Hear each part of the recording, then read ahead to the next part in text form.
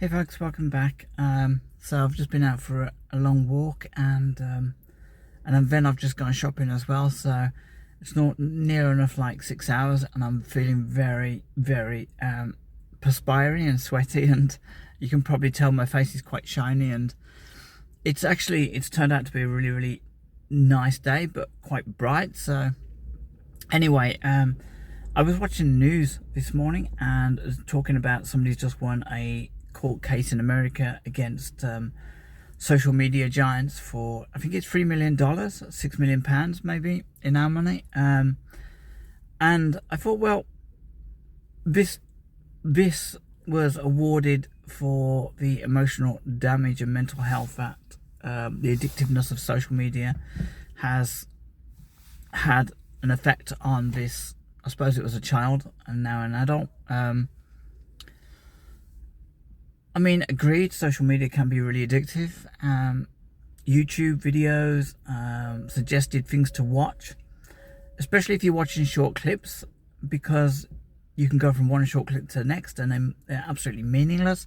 But some of them are quite dark, I think. However, I think the person involved, it was 16 hours a day she was watching. You do wonder where the parental guidance is for them. You do wonder where the parents are.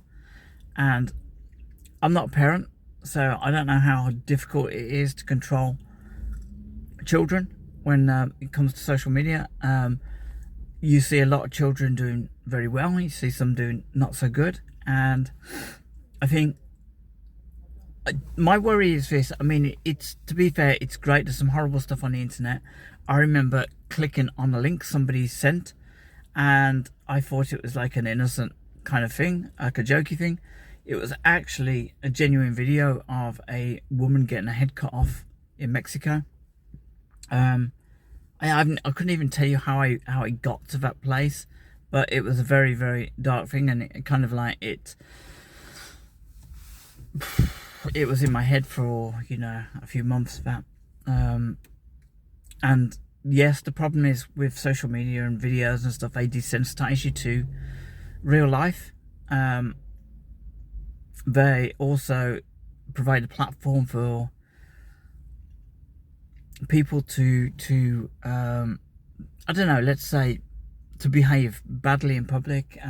Youngsters who think that they are the mafia in public. I've seen so many videos where they think they're walking around with balaclavas on, and I've just literally done a video of a situation where there was two balaclava boys on a motorbike in the middle of Sutton Park, and I had to take slightly evasive action. But yeah, getting back to this thing, social media, it's a force for good and bad, and obviously, when you're young, you're quite susceptible to just watch stuff, I guess. When you're older, you kind of see it from a different perspective. It might be a recreational thing to actually watch a few videos or posts, and also it might be quite sort of like useful educationally, and there might be some youngsters who actually use it for the same thing. So I can understand how some people can become very addicted to social media. I know a lot of my friends who are obviously watching a lot more than they should have done. They've kind of cut out certain platforms, give their life a bit of freedom. I have no problem with putting my phone away. I'm often gone on holiday and done that, but then I am sort of nearly 60 years old. But the worry is that if I don't know, because, and I'm probably jumping the gun here, but let's say this kind of snowballs into something kind of really sort of fundamental, and lots of more people are queuing up now to sue the big social media giants.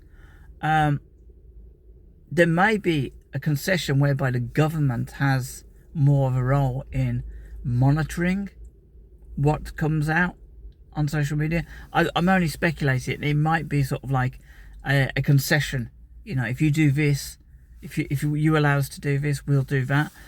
It might be that the social media giants are too big to actually be concerned by these payouts and stuff. or the cases that might be brought against them. But my worry is always that when people scream foul,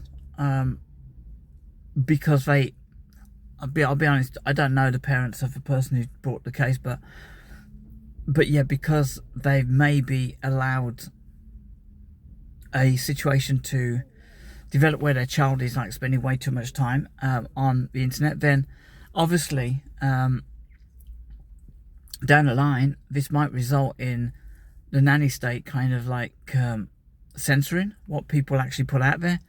Ultimately, I think mainly women I see, and maybe a few men, make a strong case for curbing or for monitoring, or what's the word, not allowing certain content on social media. However, I also think that the governments might see it as a green light to actually bring in more kind of, I don't know, legislation on free speech.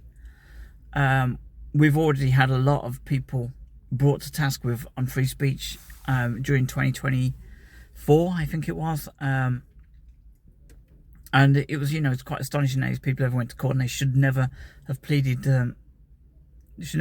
Guilty. I think they were misadvised, to be honest. But yeah, there's always a danger that the government are now going to, use this as an opportunity to tighten the thumb screws on free speech again, and that's my only worry. I might be way off the mark, and might be people who, if they see this video, they might be screaming, well, you haven't got a clue, you haven't got children. I get it.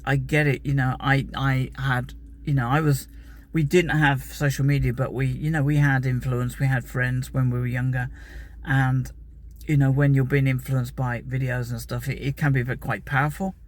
Even now I get influenced by videos, but there is, I suppose, parents, maybe, if you're going to allow your child to be spending 16 hours on the phone, then, what the hell are you doing, sort of thing. That's all I want to say on it, really. Just, be careful. Be careful if we all put our hands up and say, please, please save us from some bad videos or some bad messages. Please, government, save us. Then the result might not be down the line what you want it to be.